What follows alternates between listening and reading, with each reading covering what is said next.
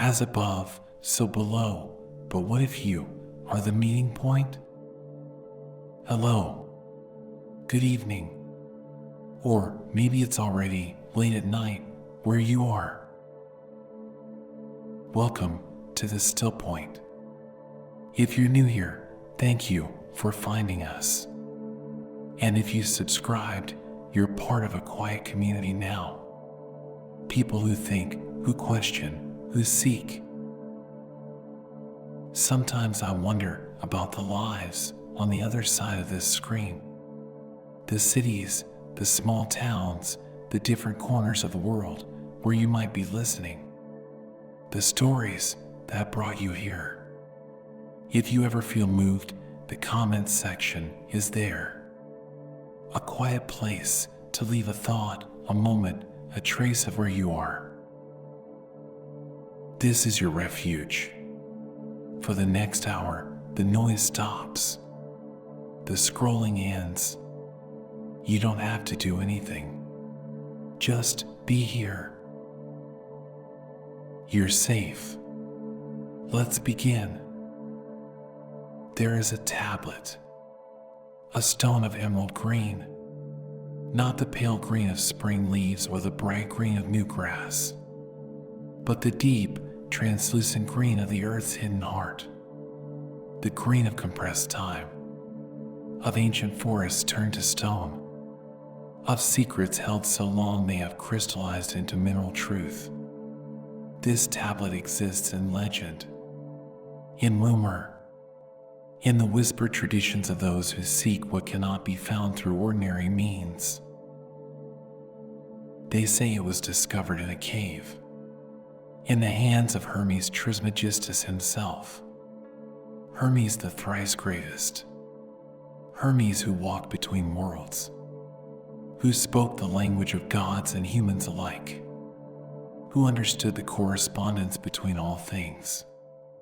The tablet lay in his petrified grasp, as if he had been holding it for centuries, for millennia, waiting for the one who would come, who would read, who would understand. But who was this Hermes? Was he the Egyptian Thoth, god of wisdom and writing, scribe of the gods who weighed souls and recorded destinies? Was he the Greek Hermes, messenger between realms, guide of souls to the underworld, patron of travelers and thieves and those who cross boundaries? Or was he something older? Something that predated both civilizations? A figure from the time before time? When wisdom was not divided into Egyptian or Greek or any other tradition but was simply wisdom. Simply truth. Simply the way things are. The legends disagree on the details. Some say the tablet was found in the Great Pyramid. Others say in a hidden temple beneath the desert sands. Still others claim it appeared in visions, in dreams, in the inner eye of those who had purified themselves enough to see beyond the veil of ordinary perception.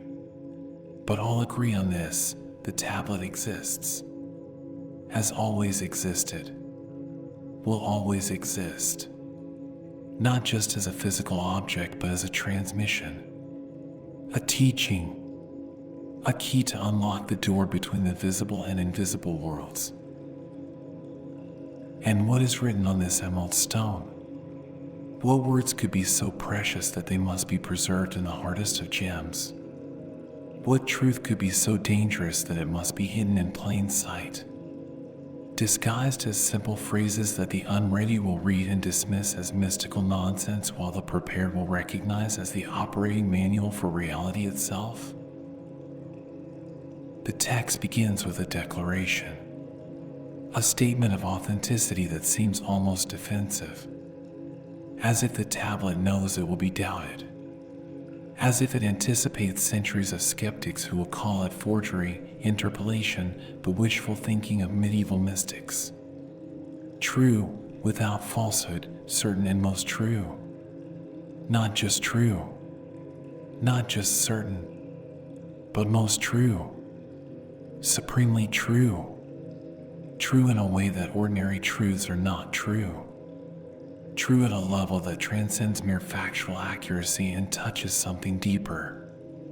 Something that cannot be verified by experiment but only by transformation. This is the first test. The first filter. Those who need external proof will turn away here. Will dismiss the tablet as arrogant, as making claims it cannot support. But those who have learned to recognize truth by its resonance rather than its credentials will feel something shift. Will sense that they are in the presence of words that come from a different order of knowing, from direct perception rather than logical deduction, from experience rather than theory. The emerald itself is significant, is not arbitrary decoration or mere poetic license. Emerald is the stone of the heart chakra in the Eastern traditions, is the color of Venus in the Western alchemical traditions, is associated with Hermes Thoth, whose symbols often include green stones and whose realm is the intersection of opposites.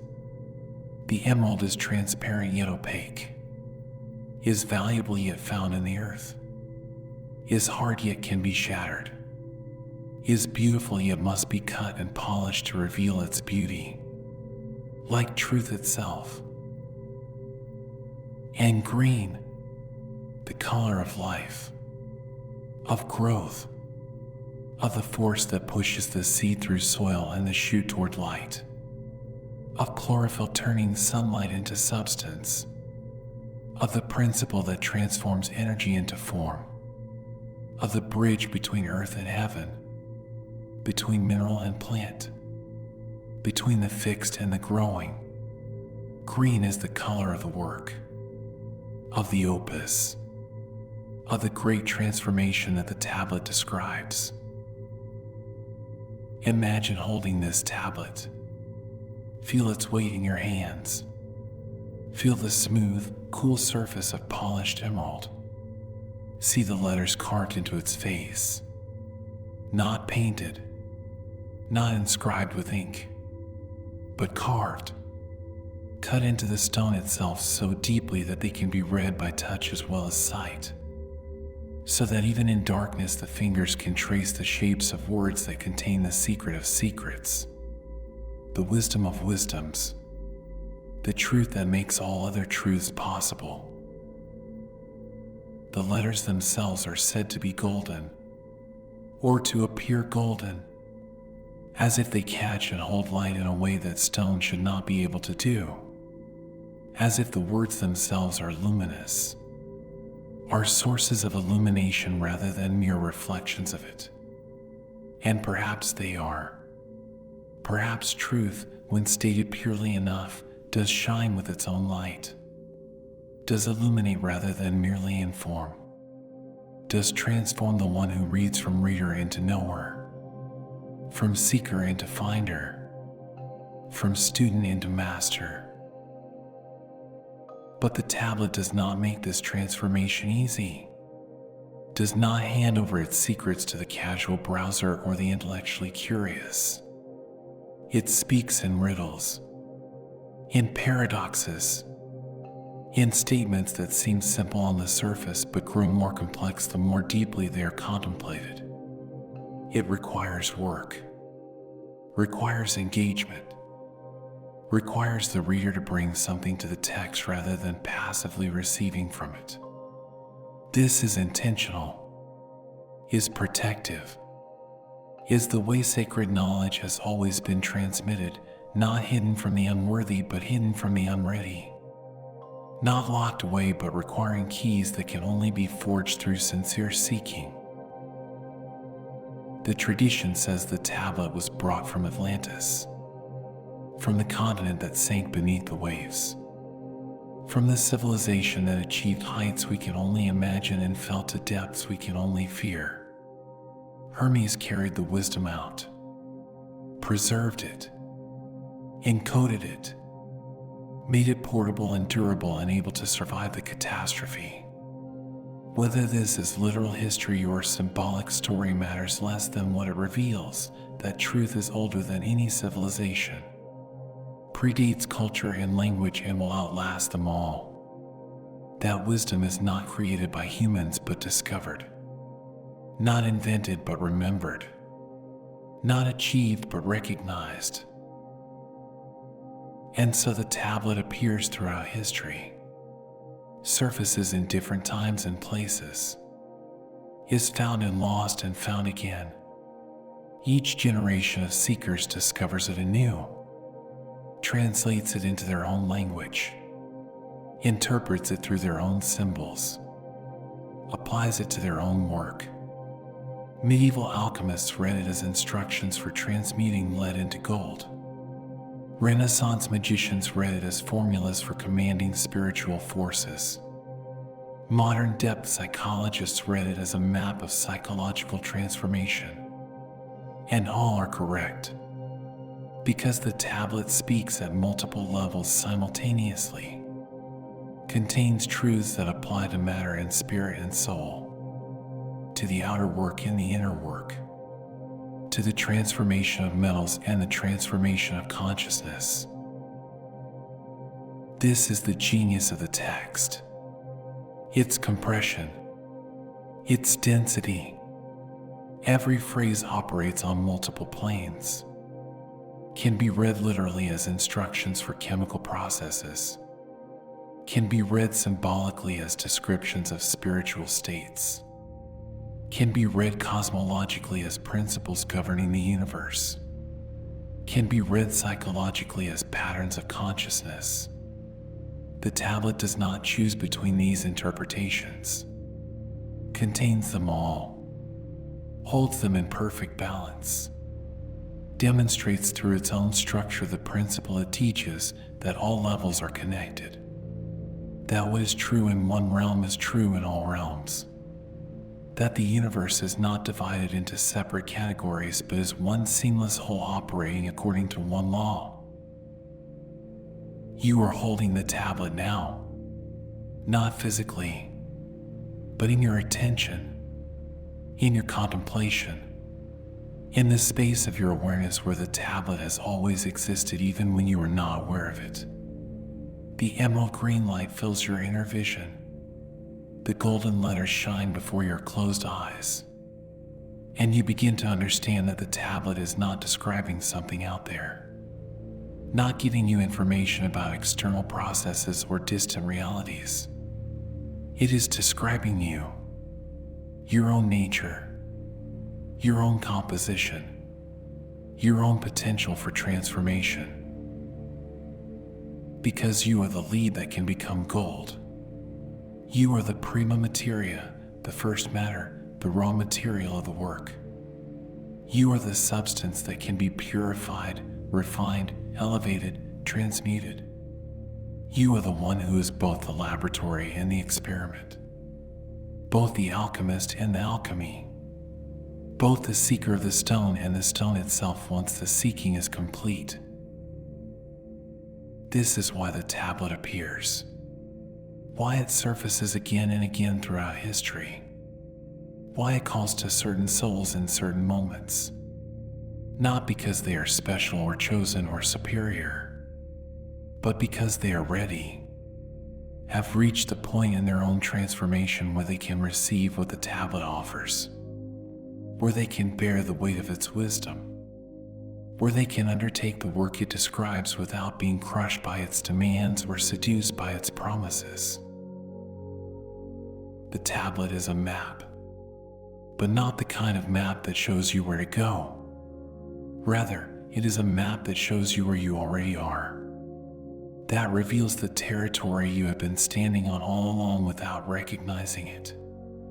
That names the forces you have been experiencing without understanding them. That makes explicit the laws you have been following implicitly since birth, since before birth, since the moment the one thing decided to know itself through your particular form. And the map is written in code, in symbolic language, in the vocabulary of alchemy and astrology and sacred geometry, not to obscure the truth but to protect it. to ensure that only those who have learned the language will be able to read the message. Because the truth the tablet contains is dangerous, not in the sense that it will harm you, but in the sense that it will change you, will unmake and remake you, will dissolve everything you thought you were and precipitate something new, something that was always there in potential but has now become actual. This is the alchemical process.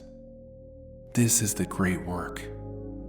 Not making gold in a laboratory, though that may happen as a side effect, as a demonstration, as proof of principle, but making gold of yourself, transforming the base metal of ordinary consciousness into the noble metal of awakened awareness, burning away the impurities, the false identifications, the limited self-concepts, the fears and desires that keep you bound to the wheel of becoming, and revealing the gold that was always there, the divine essence, the spark of the one thing that animates all things. The tablet appears at the threshold, at the beginning of the journey, at the moment when you are ready to cross from the life you have known into the life you are becoming. It appears as invitation, as warning, as promise, as test. Those who read it casually will find it interesting but ultimately meaningless, a curious artifact of medieval mysticism, a quaint bit of esoteric lore. But those who read it with their whole being, who allow its words to penetrate beyond the intellect into the heart, into the soul, into the core of their existence, they will find that the tablet is reading them, is revealing them to themselves, is showing them who they truly are beneath the layers of conditioning and habit and unconscious assumption. And once you have been read by the tablet, you cannot unread yourself, cannot return to the innocent ignorance of before.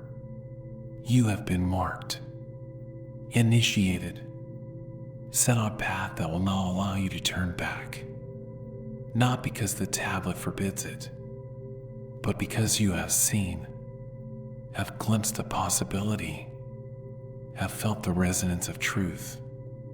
And that glimpse, that resonance, will haunt you, will call you, will not let you rest in comfortable unconsciousness ever again. This is the burden and the gift of the tablet. This is what it means for the emerald stone to appear in your life. Whether you encounter it in a book, in a dream, in a sudden flash of understanding while walking down the street, however it comes to you, it comes not by accident but by appointment, by a synchronicity so precise it seems miraculous, by a readiness you may not have known you had achieved. The tablet appears when the student is ready, and by appearing, makes the student readier still. So here it is, the tabula smaragdina, the emerald tablet, the smaragdine table. By whatever name you call it, the reality it points to remains unchanged, remains true, remains certain and most true. The tablet rests in your hands now, not the physical object that may or may not exist in the way the legends describe, but the teaching, the transmission, the living wisdom that the tablet embodies and conveys. Feel its weight. Feel the coolness of emerald. See the golden letters shine. And prepare yourself, because what follows is not information to be learned but transformation to be lived. Not knowledge to be acquired, but wisdom to be embodied. Not a teaching to be studied, but a work to be accomplished. The tablet has appeared. The journey has begun. And you are both the traveler and the destination. Both the question and the answer. Both the one who seeks the stone and the stone itself. Rest here at the threshold. Rest in the green light of the emerald. Rest in the presence of the ancient wisdom that has been waiting for you since before you were born. Waiting for this moment, this readiness, this willingness to see. The tablet has appeared, and in appearing, it reveals that you were never really lost. We're never really separate. We're always held in the hands of Hermes, always part of the one thing, always already home. The tablet glows softly in the darkness. The letters shine. The teaching waits. And you are ready. Ready to read. Ready to be read. Ready to begin the great work that is the reason you came here. The reason you exist. The reason the one thing divided itself into many so that it could know itself through your eyes. Through your transformation.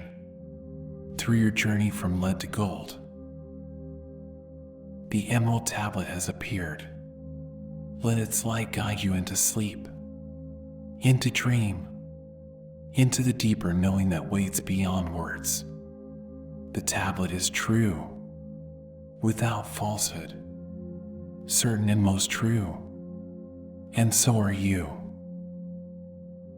That which is below is like that which is above, and that which is above is like that which is below. To accomplish the miracle of the one thing. This is the first great secret, the first principle, the key that unlocks all doors, the pattern that repeats at every scale, the law that governs atom and galaxy alike. Look up at the night sky. See the stars wheeling in their courses. See the planets wandering through the constellations. See the moon waxing and waning in her monthly cycle. See the sun rising and setting in its daily rhythm. This is the macrocosm, the great world, the cosmic order written in light across the darkness. The dance of celestial bodies following laws so precise they can be predicted centuries in advance. Now look within.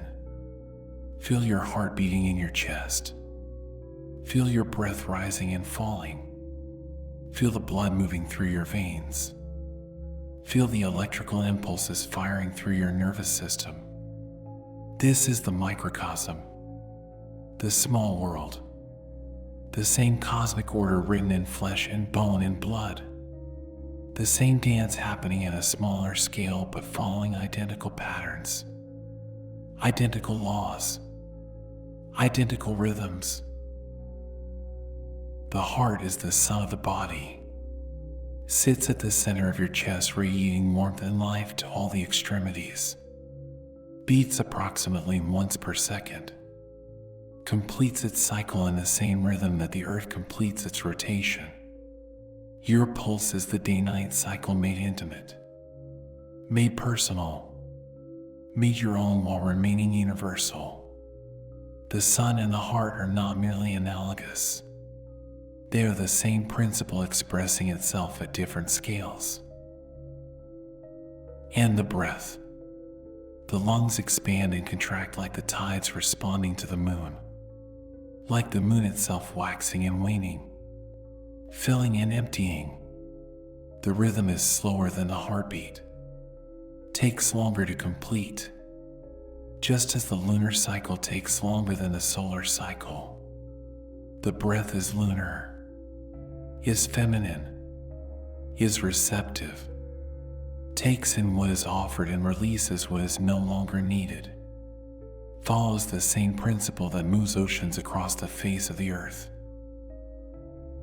This is not metaphor, is not poetic fancy, is literal truth perceived by those who have learned to see patterns, who have trained their perception to recognize the same shapes appearing in different contexts, the same ratios, the same proportions, the same geometric relationships. The Hermetic philosophers called this the doctrine of correspondence. The recognition that the universe is not random chaos but ordered cosmos. That there is one law operating at all levels. One intelligence expressing itself through infinite forms. Consider the spiral. You see it in galaxies. In the great arms of stars rotating around a central axis. Billions of suns caught in a pattern that repeats across billions of light years. You see the same spiral in hurricanes. In the great storms that form over oceans and spin with the rotation of the earth. You see it in water draining from a sink. In the curl of a fern as it unfolds. In the shell of a nautilus growing according to mathematical precision. In the structure of DNA coiling in the nucleus of every cell. The spiral is not just similar at these different scales. It is the same spiral, the same pattern, the same mathematical relationship between center and circumference, the same expression of the principle that growth follows a curve, that expansion happens in rotation, that the universe prefers circles and spirals to straight lines and sharp angles. This preference is not aesthetic, is not decorative, is fundamental to the way energy moves, the way matter organizes, the way consciousness expresses itself in form. And this is why the Hermetic axiom is so powerful, why it unlocks so much. Because once you see the pattern at one scale, you can understand it at all scales. Once you comprehend how planets orbit the sun, you can comprehend how electrons orbit the nucleus. Once you understand the principles governing the growth of a tree, you can understand the principles governing the growth of a civilization. Once you perceive the laws of the macrocosm, you hold the keys to the microcosm. And vice versa. This is why ancient peoples studied the stars so carefully. Not because they believed the stars controlled human destiny in some mechanical, deterministic way, but because they recognized that the patterns visible in the heavens were the same patterns operating in human life, in human psychology, in the rise and fall of kingdoms and cultures. The movements of Mars were not causing wars, but the same principle that expresses itself as Mars in the heavens expresses itself as aggression in the human psyche, as conflict in human affairs, as the necessary destruction that clears ground for new creation. The planets are not gods, but they are expressions of archetypal principles, of fundamental patterns that consciousness takes when it manifests in form. Venus is not a goddess of love, but love itself follows the patterns that Venus traces across the sky, moves in cycles of attraction and withdrawal, of approach and retreat, of desire and satisfaction and renewed desire. To understand Venus is to understand love, not because one causes the other, but because both are expressions of the same underlying reality. This is the miracle of the one thing, that there is only one thing, one energy, one consciousness, one intelligence, one life force, expressing itself through infinite variations, through countless forms, through every scale from the subatomic to the cosmic, but remaining always itself, always one. Always the same essential nature wearing different masks, playing different roles, exploring different possibilities. And you are not separate from this one thing, are not an observer looking at it from outside. You are it, are the one thing knowing itself through your particular configuration, through your unique combination of elements, through your specific pattern of consciousness. When you look up at the stars, you are the universe looking at itself. When you feel your heartbeat, you are the cosmos experiencing its own rhythm at human scale. When you breathe, you are the one life breathing itself through this particular form. This recognition changes everything. Because if above and below are reflections of each other, then you are not powerless, are not a victim of cosmic forces beyond your control. The same laws that govern the planets govern your own being. And just as the planets follow their orbits with perfect precision, you can align yourself with the cosmic order, can harmonize your own rhythms with the greater rhythms, can become conscious participant rather than unconscious subject. The alchemists understood this, knew that to transform lead into gold in the laboratory, you must first accomplish the same transformation within yourself. Must transmute the base metal of ordinary consciousness into the noble metal of awakened awareness. The outer work and the inner work are not separate, are reflections of each other. Progress in one domain brings progress in the other, because they are not actually two domains but one domain perceived from different angles.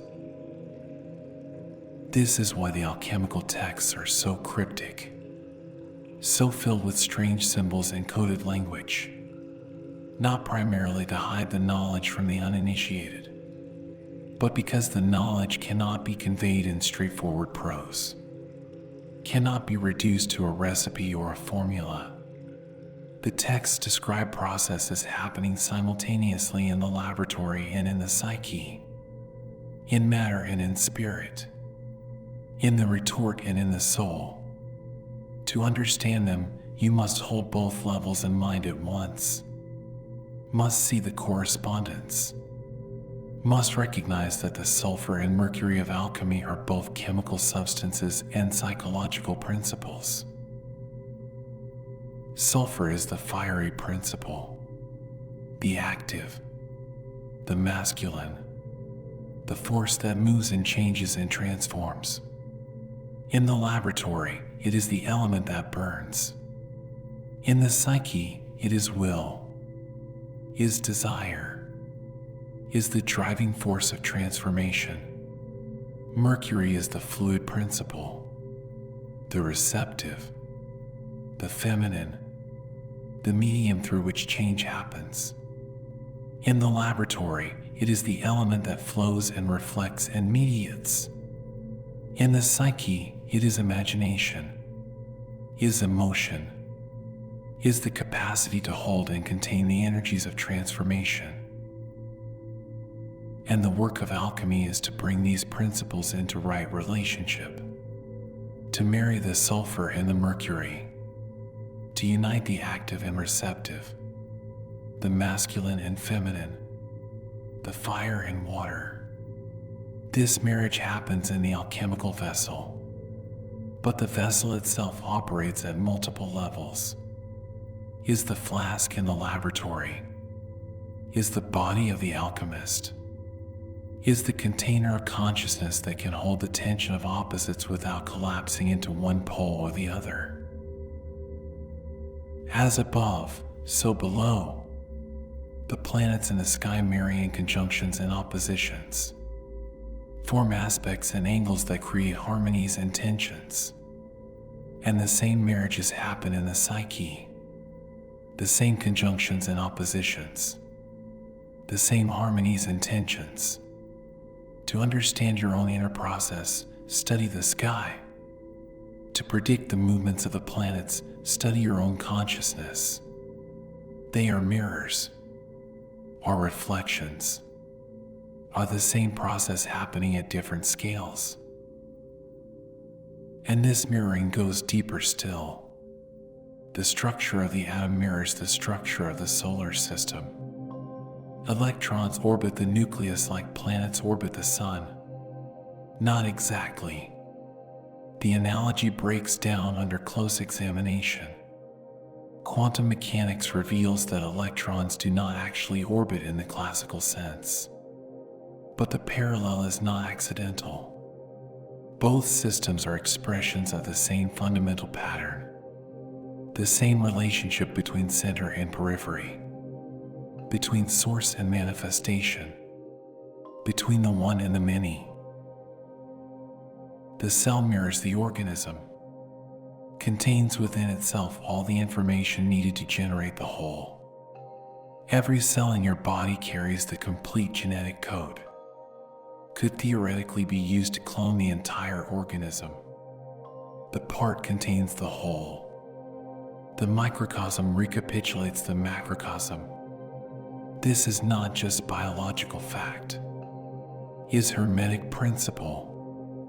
Is the way the universe organizes information, distributes itself, makes itself knowable through the study of any of its parts.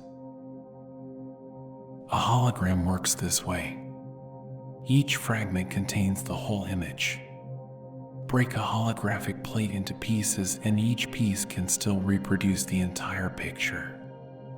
The quality may degrade. The resolution may decrease. But the wholeness remains. The universe is holographic, is structured so that every part reflects the whole, so that you can understand the cosmos by understanding yourself, can know God by knowing your own deepest nature, can perceive the infinite by looking carefully at the finite. This is what the mystics have always taught, what the sages have always known.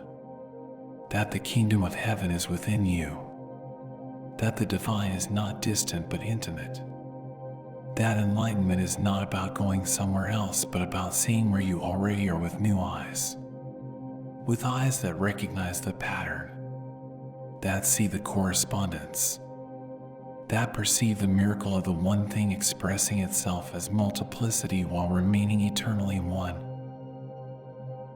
And the tablet teaches you how to see this way, how to train your perception to recognize patterns across scales, how to hold multiple levels of reality and awareness simultaneously, how to think hermetically, to see that every truth operates on multiple planes, that what is true of matter is true of spirit, what is true of the individual is true of the collective.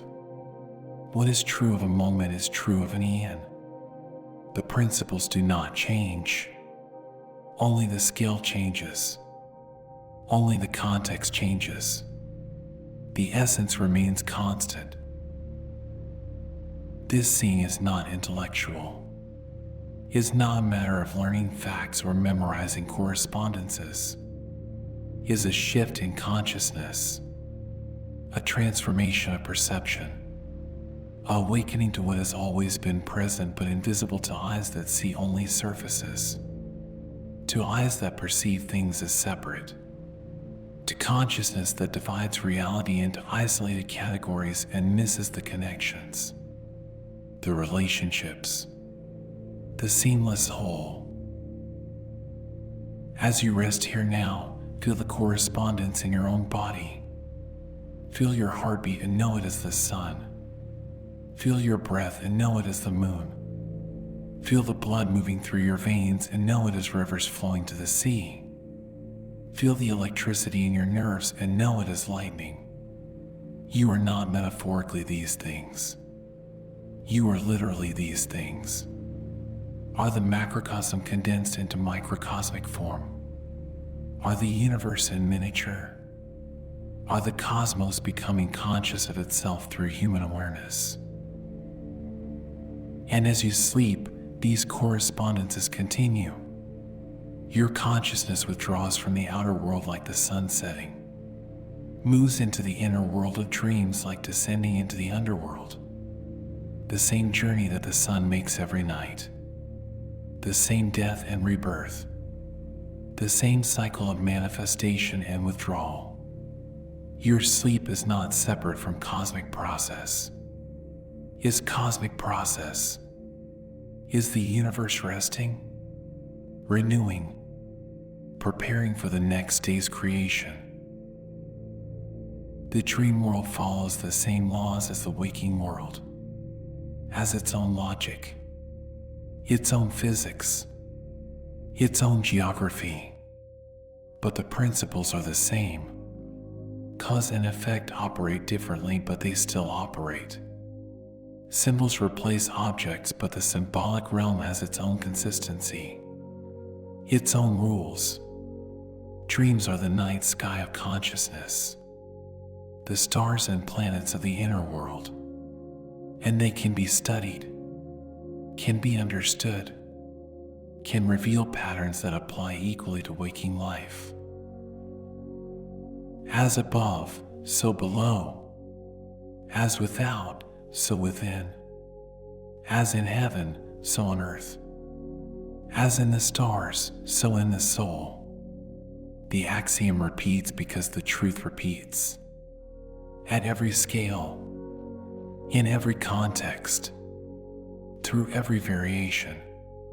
One law, one pattern, one intelligence expressing itself through infinite creativity while remaining always itself. Always one, always the miracle of the one thing. Rest in this knowing, rest in this correspondence, rest in the recognition that you are not separate from the cosmos but are the cosmos in human form. The universe is not out there, distant and foreign. It is right here, in your breath, in your heartbeat, in the consciousness that is aware of these words. You are the tablet reading itself, the MO recognizing its own green light, the gold letters spelling themselves into existence. As above, so below, and you are the meeting point, the place where above and below recognize their unity, where the macrocosm and microcosm embrace, where the one thing accomplishes its miracle through your awareness, through your willingness to see, through your capacity to hold the pattern in consciousness and recognize it everywhere. Sleep now with this knowledge. Let it sink deeper than thought, deeper than understanding, into the cellular level, into the atomic level, into the very structure of your being, so that when you wake, you will see differently, will recognize the correspondences, will perceive the patterns, will know yourself as the mirror in which the universe sees its own face. The stars will above, the heart beats below, and they are one rhythm, one dance, one song of the cosmos celebrating its own existence through infinite variations on the theme of being. You are one of those variations, one of those notes, one of those dancers. And in you, the whole song is present. The whole dance is contained. The whole cosmos recognizes itself. As above, so below. So within, so without. So it is. So it has always been. So it shall always be.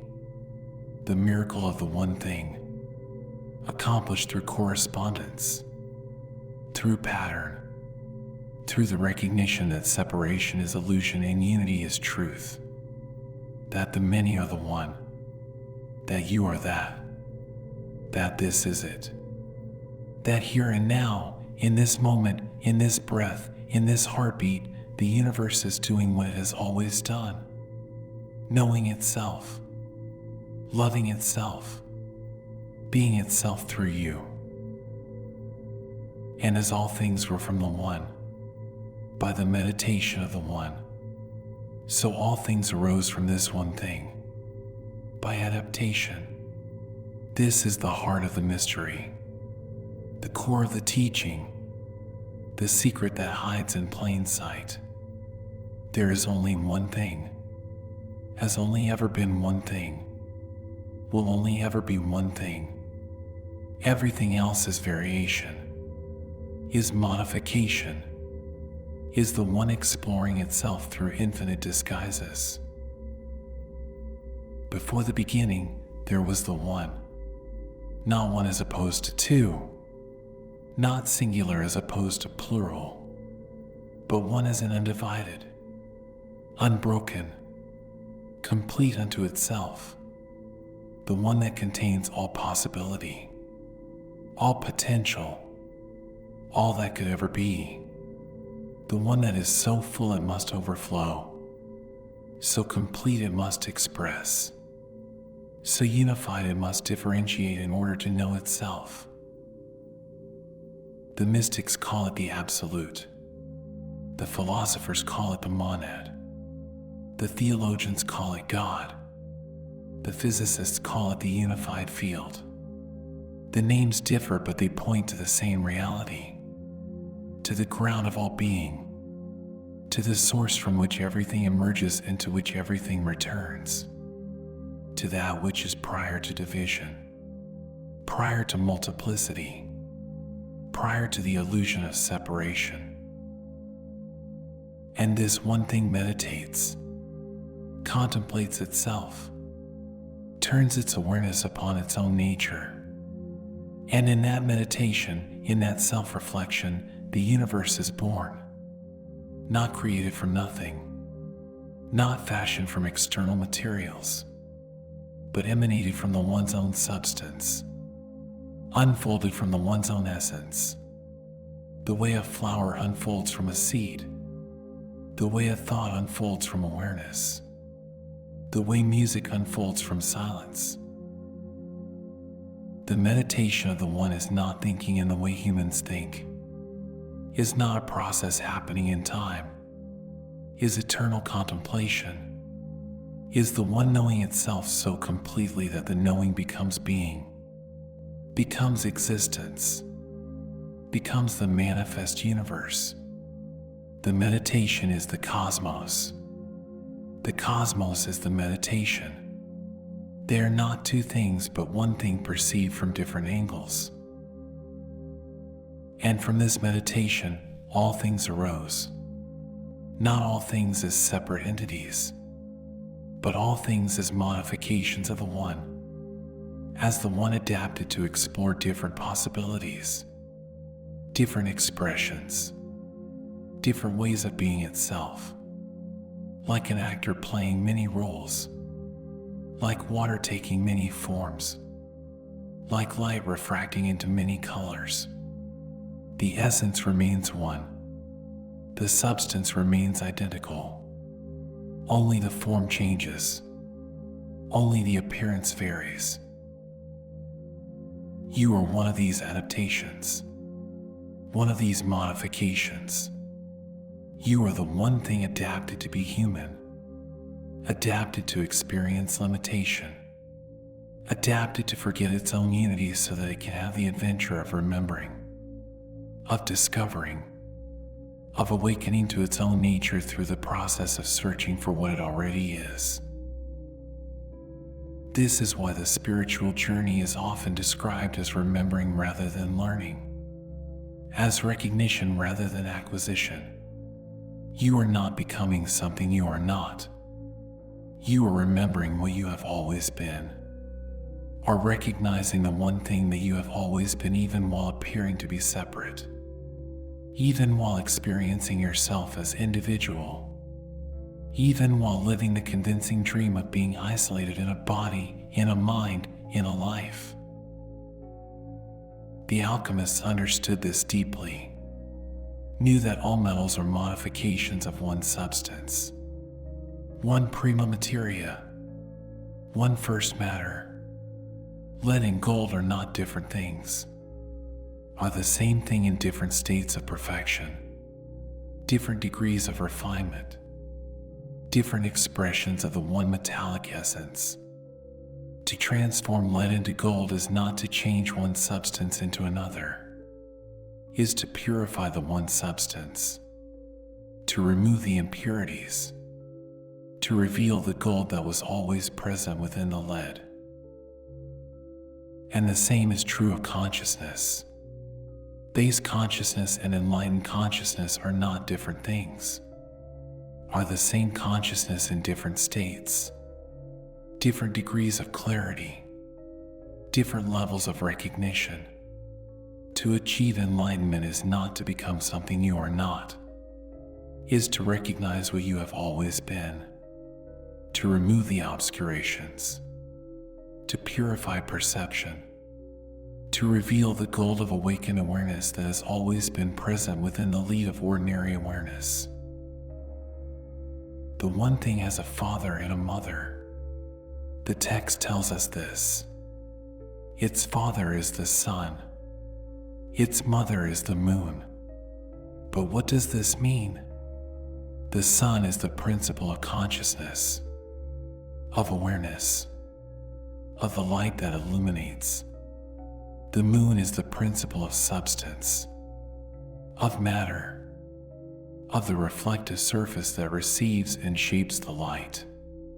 The one thing is born from the marriage of these principles, from the union of consciousness and substance, of spirit and matter, of light and form.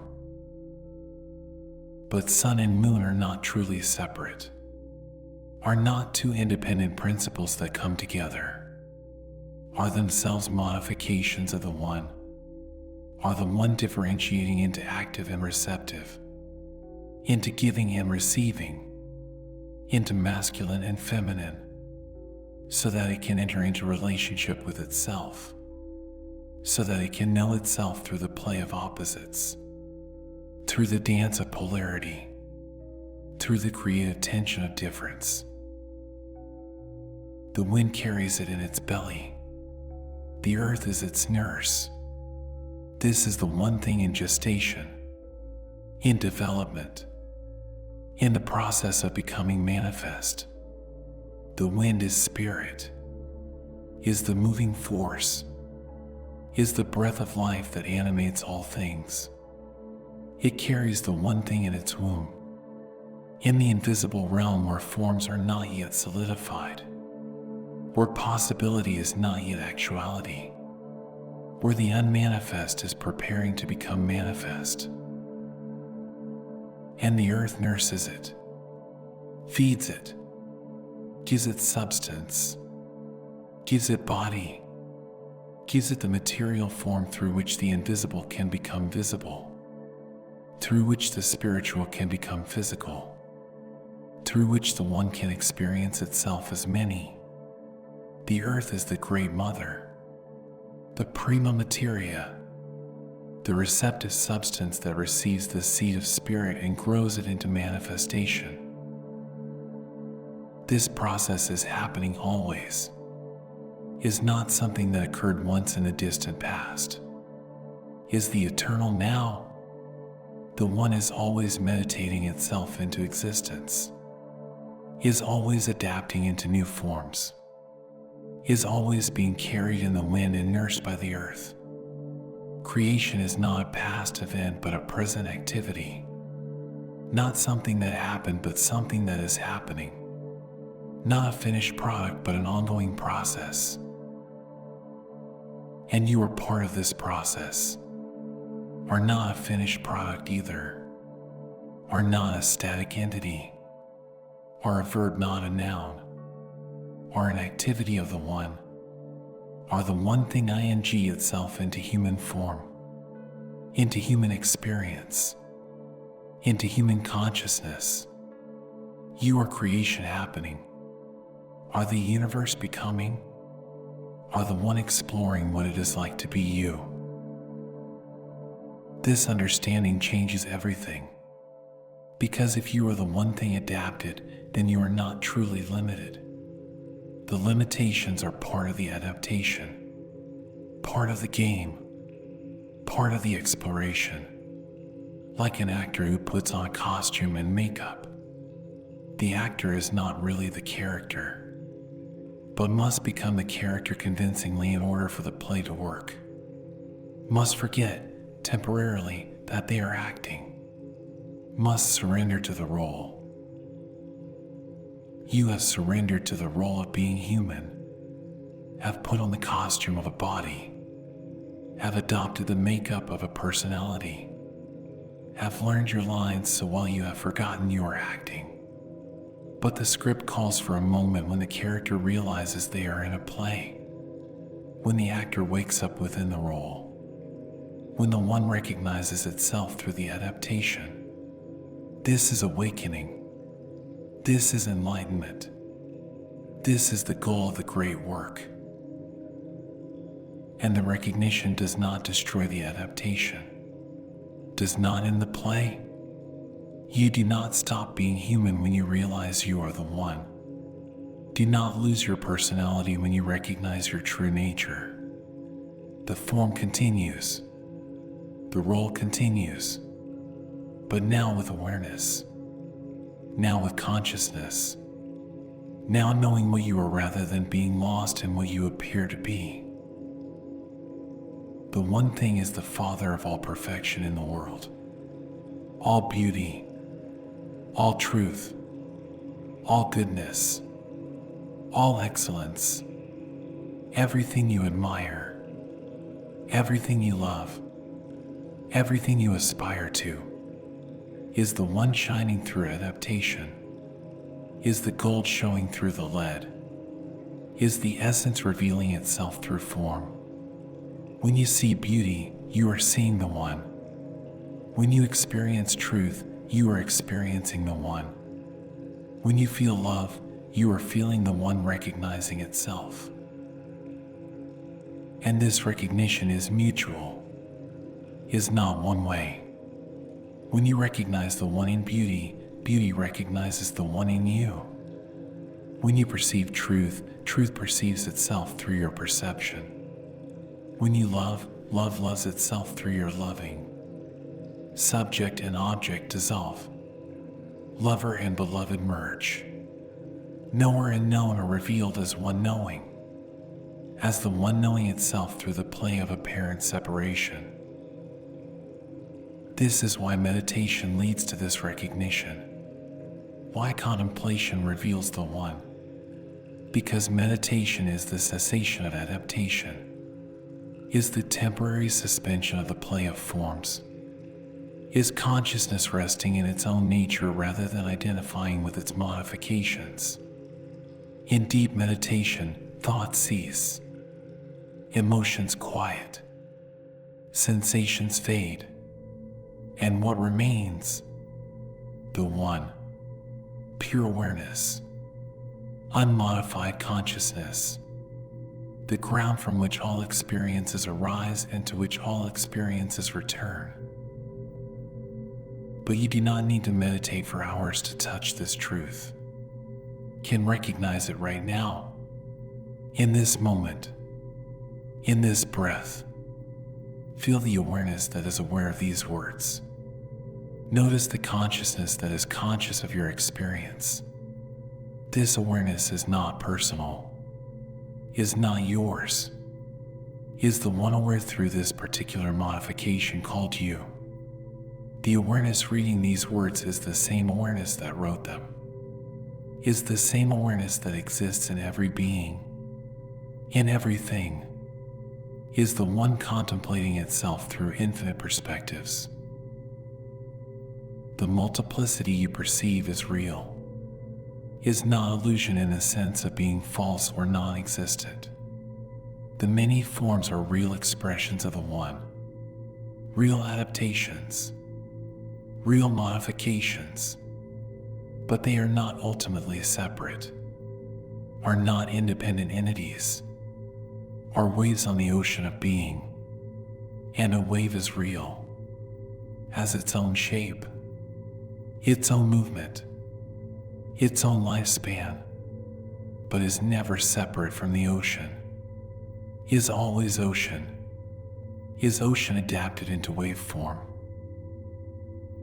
You are a wave, and waves can feel isolated, can feel separate from the ocean, can identify so completely with their own shape that they forget they are water, forget they are ocean, forget they are one with all waves. This forgetting is the root of suffering, of fear, of the sense of lack that drives so much human behavior. The wave fears it will crash on the shore and be destroyed, does not realize it cannot be destroyed because it is ocean, realizes only its waveness and misses its oceanness.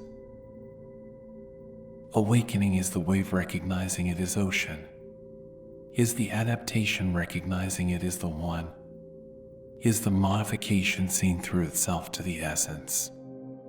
And this recognition does not require the wave to stop being a wave, does not demand the destruction of form, requires only the shift of identification, the expansion of awareness to include both the particular and the universal, both the wave and the ocean, both the human and the divine, both the many and the one. Rest in this knowing now. Rest in the recognition that you are the one thing, not metaphorically, not symbolically, but actually, literally, truly. The same consciousness that moves the stars beats your heart. The same intelligence that designs galaxies dreams your dreams. The same love that holds the universe together feels through your feelings. You are not a separate piece of the one, are not a fragment broken off, are the one itself in human disguise, in human adaptation, in human form. And all things are this. The tree outside your window is the one adapted to be tree. The cat sleeping on the chair is the one adapted to be cat. The planet beneath your feet is the one adapted to be earth. The stars above are the one adapted to be light. Everything you see is the one seeing itself. Everything you hear is the one hearing itself. Everything you experience is the one experiencing itself through your particular configuration of consciousness. This is the meditation that created everything, is creating everything, will create everything. The one eternally contemplating itself, eternally adapting itself, eternally expressing itself through infinite creativity, through endless variation, through boundless imagination. And you are one of those expressions, one of those adaptations, one of those creations. The universe is not something you live in, is something you are. Is you, is the one being you, doing you, experiencing you. Let this sink deeper than understanding, deeper than belief, into the cellular level, into the atomic level, into the level where words dissolve and only recognition remains. You are the one thing, have always been the one thing, will always be the one thing. Separation is the adaptation. Unity is the truth. Multiplicity is the game. Oneness is the reality. And both are real. Both are true. Both are necessary for the one to know itself completely. Sleep now is the one thing. Dream is the one thing. Breathe is the one thing. Exist as what you have always been, as what you could never not be, as the eternal, infinite, undivided reality that plays at being divided so that it can have the joy of reunion, so that it can experience the ecstasy of recognizing itself, so that it can know the bliss of coming home to what it never left. The one thing rests in itself, as itself, through you, through all things, through the endless meditation that is existence, the eternal adaptation that is creation, the infinite love that is being itself. One, always one, forever one, the miracle accomplished, the mystery revealed, the secret spoken. You are that. All is that. Only that exists. Adapting, meditating, being one. Separate the earth from the fire, the subtle from the gross, gently, with great ingenuity. This is the work. This is the operation.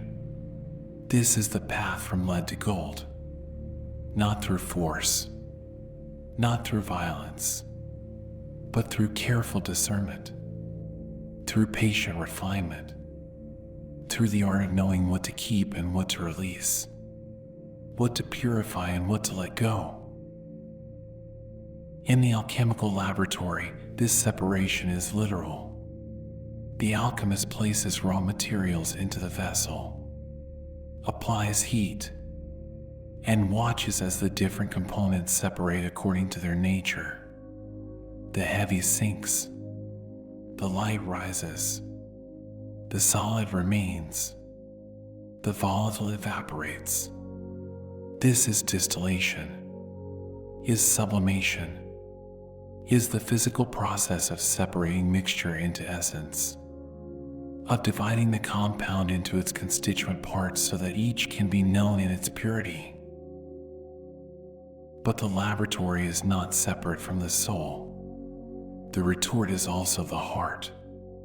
The furnace is also the trials of life. The raw materials are also your own mixed nature, your confusion, your contradictions, the way you contain within yourself both gold and dross, both the noble and the base, both the eternal and the temporal. And the work is to separate these, to distinguish between what is essential and what is accumulated, between what is truly you and what you have merely collected. The fire that enables this separation is consciousness, is awareness, is the heat of attention that, when applied steadily to your own nature, begins to reveal what is earth and what is fire, what is subtle and what is gross, what is the eternal essence and what is the temporary coating. The fire does not destroy, does not annihilate. It reveals, it clarifies, it shows each thing in its true nature by burning away the obscurations. And this burning is not comfortable. The alchemical texts warn of this.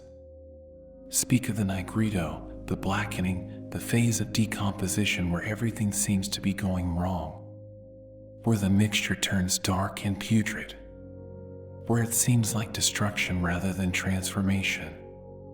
This is the dark night of the soul, is the crisis that precedes breakthrough, is the necessary dissolution of false structures before true essence can be revealed. You must be willing to let things fall apart, to let beliefs dissolve, to let identities decompose, to let the structures you have built to protect yourself be exposed as inadequate, as insufficient, as ultimately obstacles to the very thing they were meant to preserve. This takes courage, takes trust, takes faith that something essential will remain when the inessential has been burned away, that there is gold beneath the lead, that there is truth beneath the conditioning. The separation happens in stages, cannot be rushed, cannot be forced. The alchemists knew this, described 7 operations, 7 stages, 7 transformations, each one necessary, each one building on what came before, each one preparing the ground for what comes next. There are no shortcuts, no way to skip steps, no method to achieve in a day what requires a lifetime, or many lifetimes, or an eternity of patient work. First comes calcination, the burning of the raw material until it becomes ash, until it is reduced to its most basic form.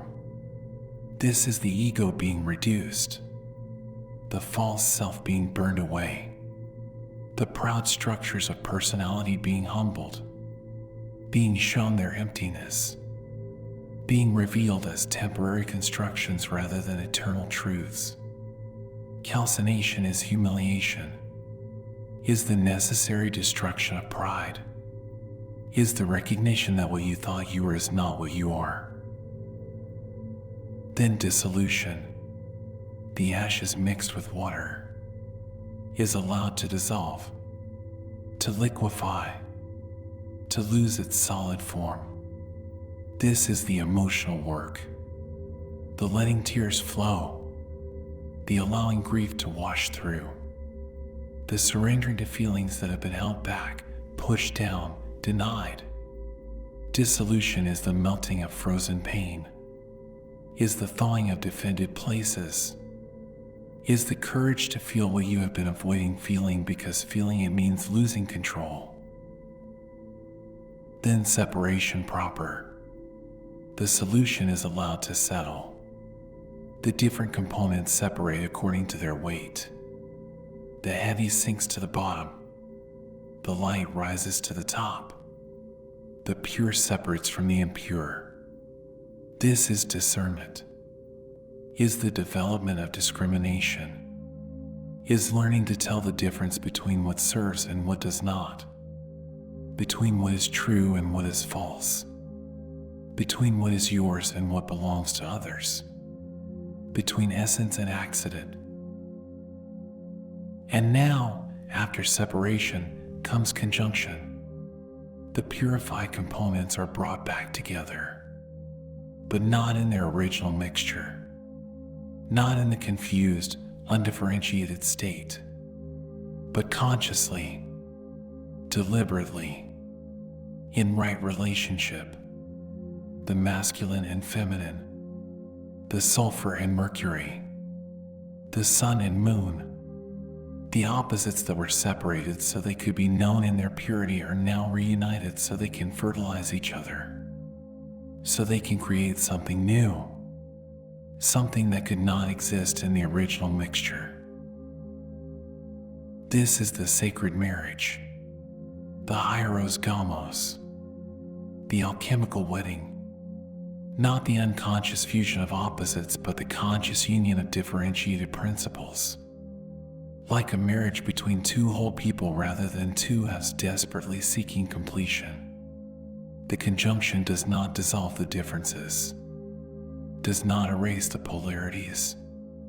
It holds them together in creative tension, allows them to dance, to play, to generate new life through their interaction.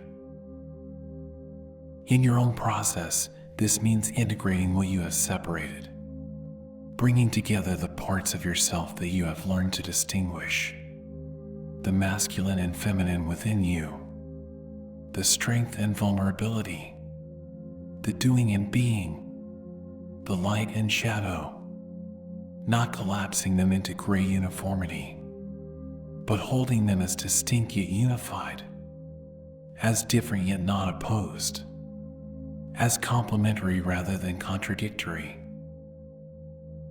The masculine principle in you is the sun, is consciousness, is the power to act, to initiate, to penetrate, to bring light, to make distinctions, to set boundaries, to stand firm. This is not gender, is not about being male or female in body, is about the solar energy that exists in every human, the capacity to radiate, to generate, to create through directed will, the alchemical sulfur, the active principle, the fire that moves and changes things. The feminine principle in you is the moon, is receptivity, is the power to receive, to contain, to reflect, to nourish, to hold space, to allow, to flow. This is the lunar energy, the capacity to be moved, to be changed, to create through allowing. The alchemical mercury, the receptive principle, the water that takes the shape of its container but remains essentially itself. Fluid, adaptable, responsive. Both are necessary. Both are sacred. Both are aspects of the one thing expressing itself through polarity. And the work is not to choose one over the other. Not to privilege masculine over feminine or feminine over masculine, but to develop both, to honor both, to bring them into right relationship within yourself, so that you can act when action is needed and receive when receptivity is called for. Can be firm when firmness serves and flexible when flexibility is required. Can give and receive. Can speak and listen. Can penetrate and contain. The conjunction of these principles creates the hermaphrodite, the androgyne, the being who contains both sexes, not as confusion but as completion, not as lack of differentiation but as fullness of integration. The hermaphrodite is not half man and half woman, is fully both, contains the complete masculine and the complete feminine in conscious union. This is the goal of the inner work, to become whole, to be bride and groom, to contain within yourself the wedding of opposites. But conjunction follows separation, cannot happen without it. You must first separate the masculine and feminine within yourself, must distinguish between them, must develop each in its purity, must know the sun and the moon as distinct principles before you can unite them. This is why the work takes time, why it cannot be rushed, why premature integration is actually regression to the original undifferentiated state rather than progression to conscious wholeness. The text says, it ascends from earth to heaven and descends again to earth. This is the circulation, the movement between above and below, between spirit and matter, between the subtle and the gross. The separated essence must ascend, must be refined, must rise to the heavenly realm where it is purified of all earthly taint. But it cannot remain there, must descend again, must return to earth, must bring the heavenly refinement back into manifestation. This circulation is the key to transformation, is what the alchemists called the solviti coagula, dissolve and coagulate, separate and conjoin, take apart and put back together, not once but repeatedly, in an ongoing cycle. Each time the substance ascends, it becomes more refined. Each time it descends, it brings more light into matter. Each circulation brings the earth closer to heaven and heaven closer to earth until they meet, until they merge, until the separation is healed in a union that transcends yet includes both poles. In meditation, you practice this circulation. You ascend. You withdraw attention from the physical, from the sensory, from the gross. You refine consciousness. You purify awareness. You rise to subtle states, to states of peace and clarity and luminosity. This is the ascent to heaven. This is the separation of the subtle from the gross. This is spirit liberating itself from matter temporarily to know itself in its purity. But then you must descend, must return, must bring the clarity back into the body, the peace back into daily life, the luminosity back into ordinary consciousness. This descent is as important as the ascent, maybe more important, because it is easy to escape into transcendence, to remain in the subtle realms where everything is bliss and light. Harder to bring that bliss and light down into the challenges of embodied existence, into relationships and work and all the complexities of human life.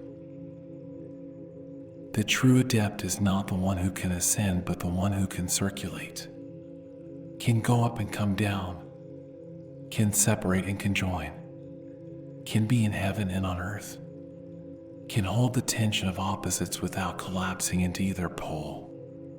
This is the power of the one who has completed the work, who has separated earth from fire and then married them, who has refined the gross into the subtle and then infused the subtle back into the gross, who has become the living conjunction of above and below. And this receives the strength of both the superior and the inferior. This integrated being, this conscious union of opposites, has access to powers that neither pole possesses alone. The purely spiritual has vision but no hands, cannot act in the world, cannot manifest, cannot make a difference in the material realm. The purely material has hands but no vision, can act but does not know what to do, can manifest but creates without wisdom, without guidance, without connection to the source. But the one who has married spirit and matter, who has conjoined the superior and inferior, who circulates between heaven and earth, this one has vision and hands, has insight and action, has wisdom and power, can see what needs to be done and do it, can perceive the higher will and manifest it in the lower world, can be the bridge, the mediator, the one through whom heaven touches earth and earth rises to heaven. This is the strength that overcomes every subtle thing, every obstacle, every limitation, because it is not one-sided, not partial, not identified with either pole to the exclusion of the other. It can be soft when hardness would break, can be hard when softness would collapse, can flow like water around obstacles or crash through them like fire, can rise above problems or dive deep into their roots, can do whatever the situation requires because it has access to all possibilities, all modes, all powers, and it penetrates every solid thing. The integrated consciousness, the conjoined opposites, can enter where separated consciousness cannot go, can penetrate barriers, can dissolve defenses, can reach the heart of the matter, because it speaks both languages, knows both realms, can be all things to all situations, like water that can seep through the smallest crack, like fire that can melt the hardest metal, like spirit that can penetrate matter, like love that can enter the most offended heart.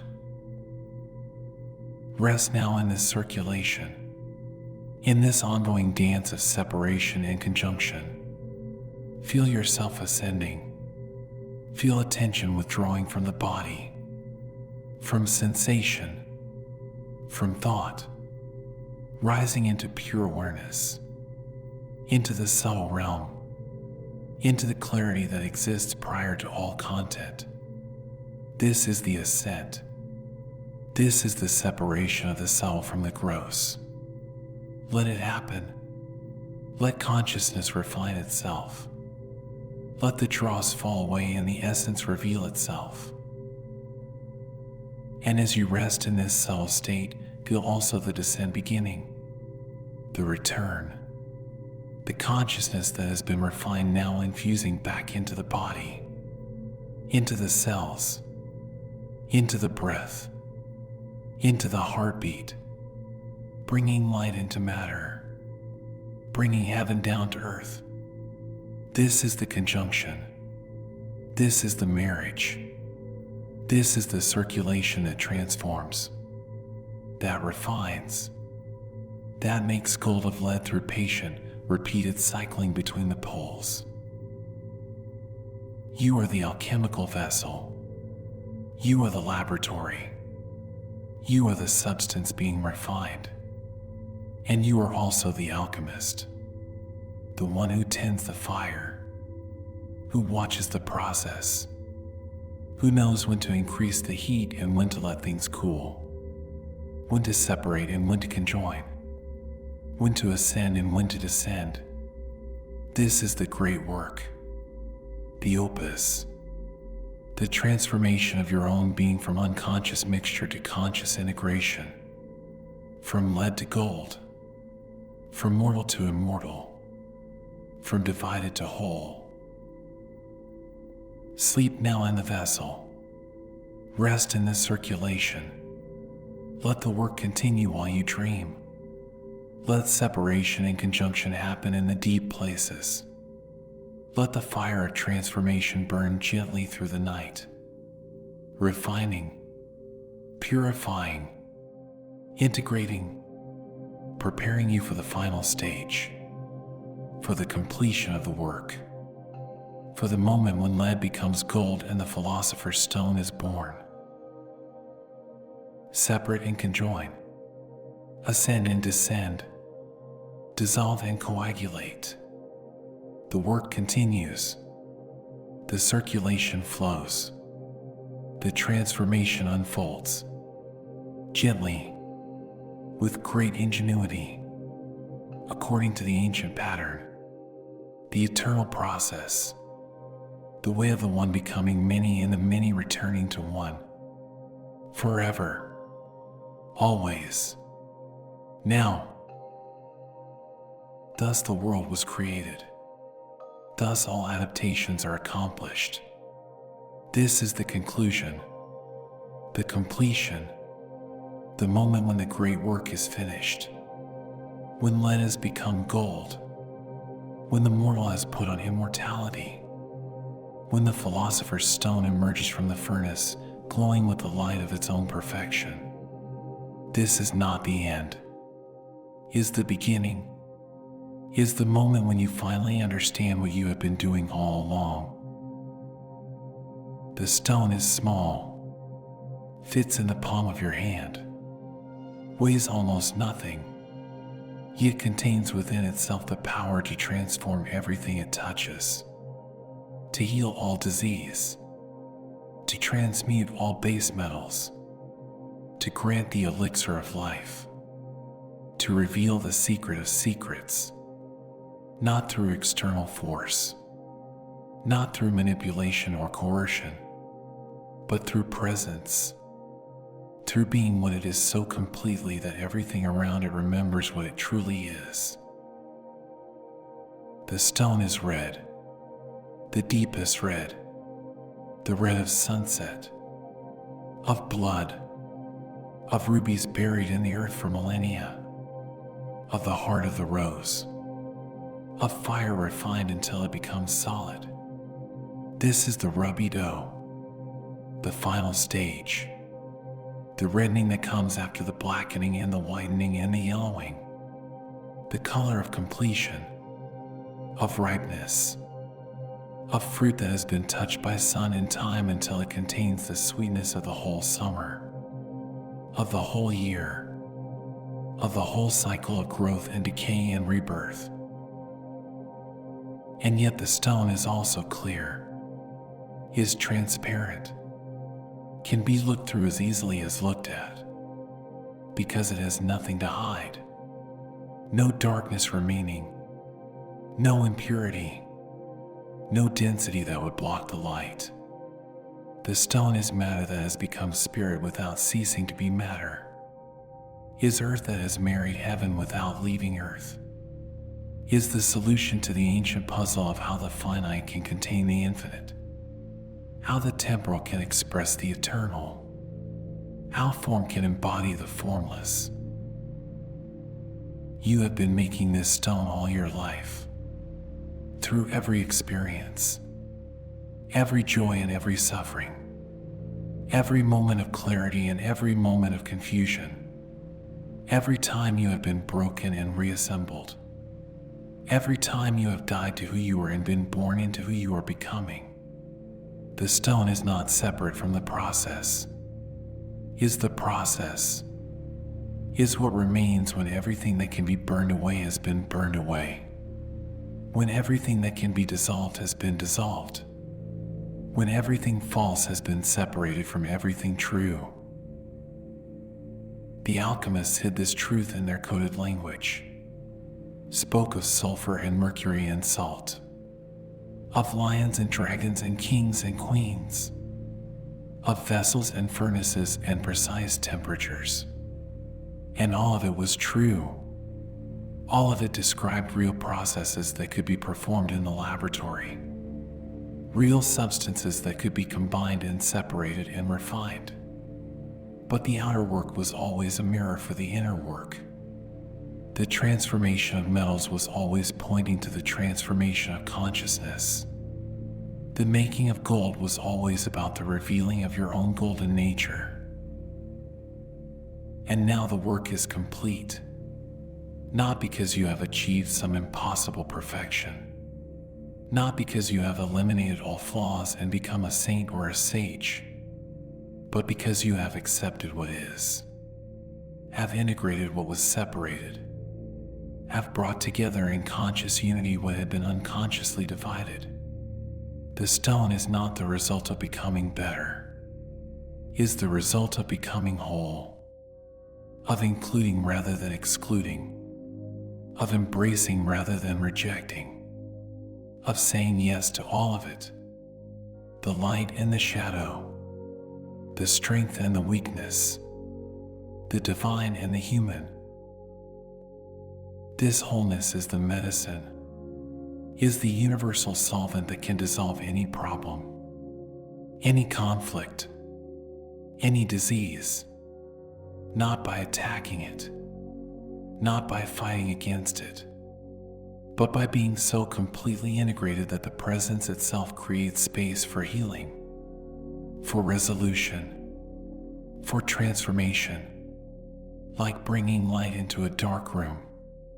The light does not fight the darkness, does not argue with it or try to convince it to leave. The light simply is. And in its presence, darkness reveals itself to be nothing but the absence of light, reveals itself to have no substance, no independent existence, no power except what was given to it by believing it was real. The stone grants immortality, but not in the way the literal-minded imagine, not as endless continuation of the individual personality, not as the ego living forever in time, but as the recognition of what you are beyond the personal, beyond the temporal, beyond birth and death. The stone reveals that you are not your thoughts, not your emotions, not your body, not your history, not your identity. You are the awareness in which all of these appear, the consciousness that witnesses them all, the eternal presence that was here before you were born and will be here after you die, because it is not personal, is not yours, is the one consciousness, the one awareness, the one life appearing as you. This is the elixir of life, not a potion to be drunk, but a realization to be lived. The recognition that life is not something you have, but something you are. That you are not in life, but life is in you. Is you. Is expressing itself through this particular form for this particular time. And when the form dissolves, as all forms must, life does not end. Returns to the source, to the one thing, to the infinite ocean from which this particular wave arose and to which it must return. The wave dies.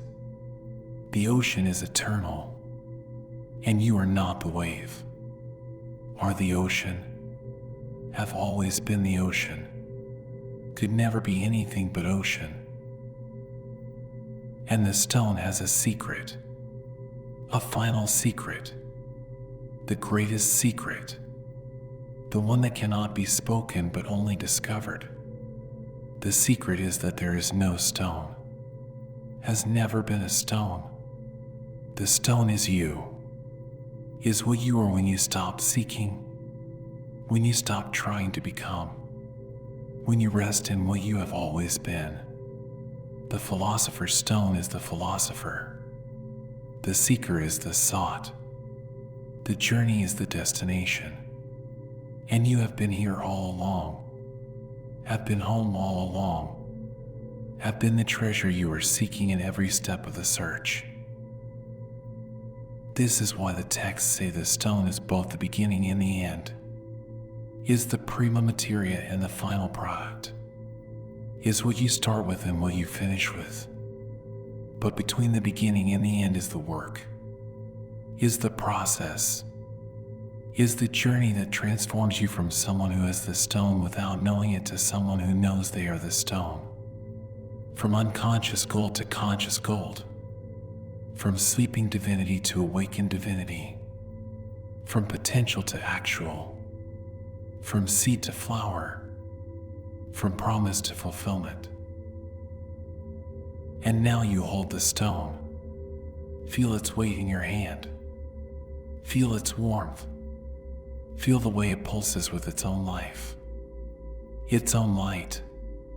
See how it illuminates everything around it, how it makes the ordinary extraordinary, how it reveals the sacred in the mundane, how it shows that every moment is the only moment, that every place is the only place, that every person is the one appearing as many, that everything is the philosopher's stone once you have eyes to see it, once you have become the stone yourself. The tablet says, herein lies the strength of all strength.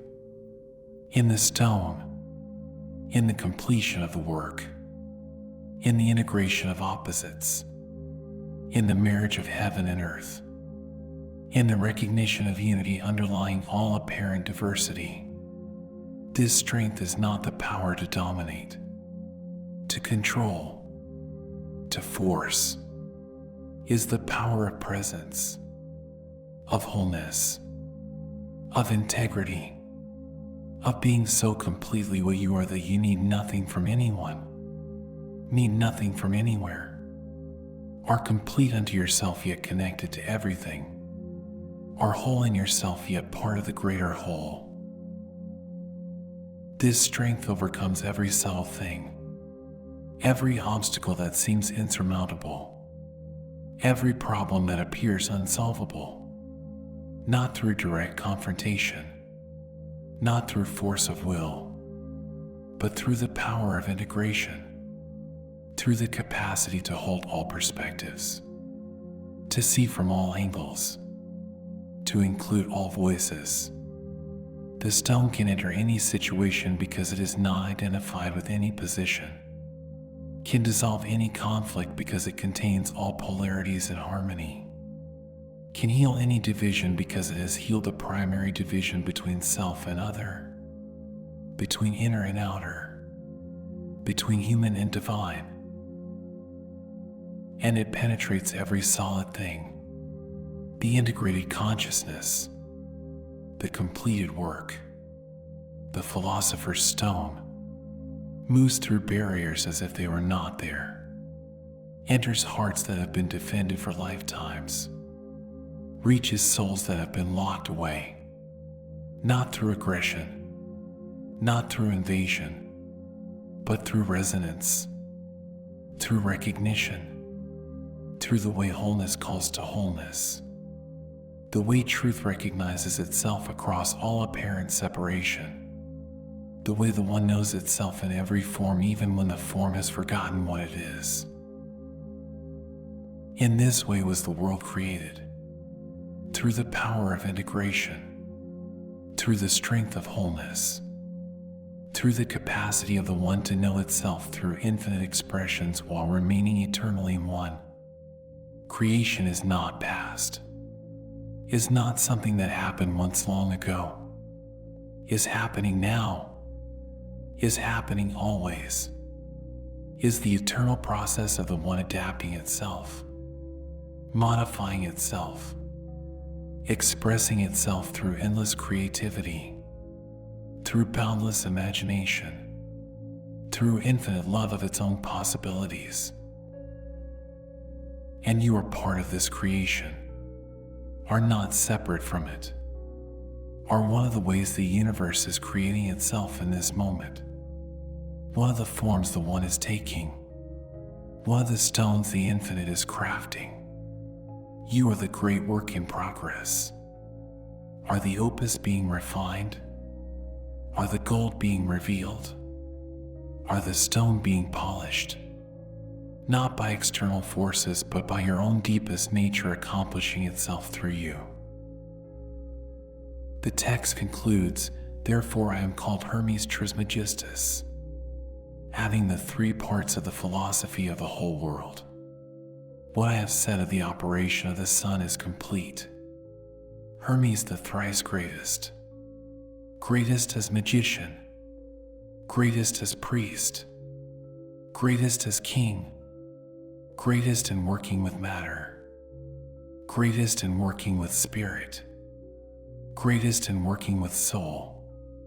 The three parts, the three realms, the three principles united in one being, in one teaching, in one tablet of emerald green. And you are also thrice greatest. When you complete the work, when you integrate the three parts, when you become magician and priest and king, when you can work with matter skillfully, when you can work with spirit consciously, when you can work with soul wisely, when you bring together the three realms, the physical and the spiritual and the psychological, the body and the spirit and the mind, the earth and the heaven and the heart, when you make of yourself a living stone, a breathing integration, a walking wholeness. This is the completion, but completion is not ending, is not cessation, is not the death of the process, is the perfection of the process, is the moment when the process becomes conscious of itself, when the work recognizes itself as already accomplished, when you see that what you have been seeking has been seeking you, that what you have been creating has been creating you, that the transformation you have been undergoing has been transforming you into what you have always been. Rest now in the stone. Rest as the stone. Rest with the knowledge that the work is complete even as it continues, that you are finished even as you are still becoming, that you have arrived even as you are still traveling. This is the paradox of completion, of wholeness, of the philosopher's stone. It contains all contradictions, includes all opposites, transcends all divisions, is both and neither, is everything and nothing, is the one manifesting as multiplicity, is you, has always been you, will always be you. The emerald light fills your awareness. The golden letters shine in your mind's eye. The stone rests in your heart, pulsing, glowing, transforming everything it touches through the power of its presence, through the strength of its integration, through the medicine of its wholeness. You are the tablet. You are the teaching. You are the stone. You are the work completed. You are the gold revealed. You are the one thing knowing itself through human form.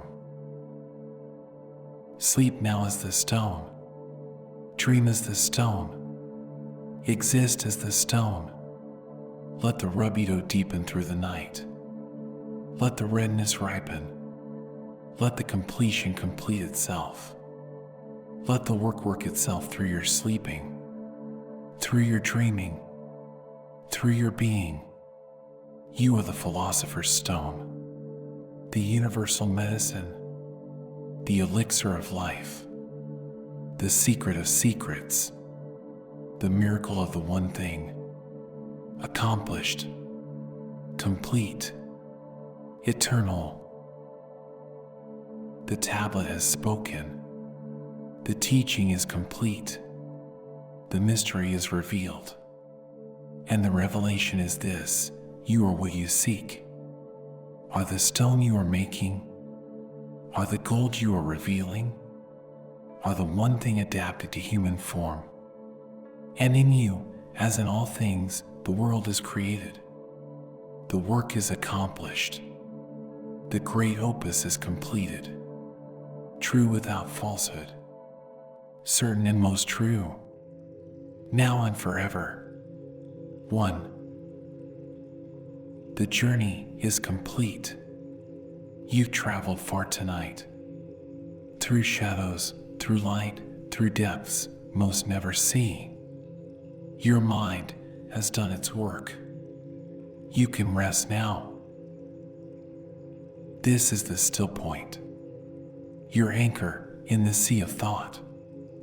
A place you can always return to whenever the world becomes too loud.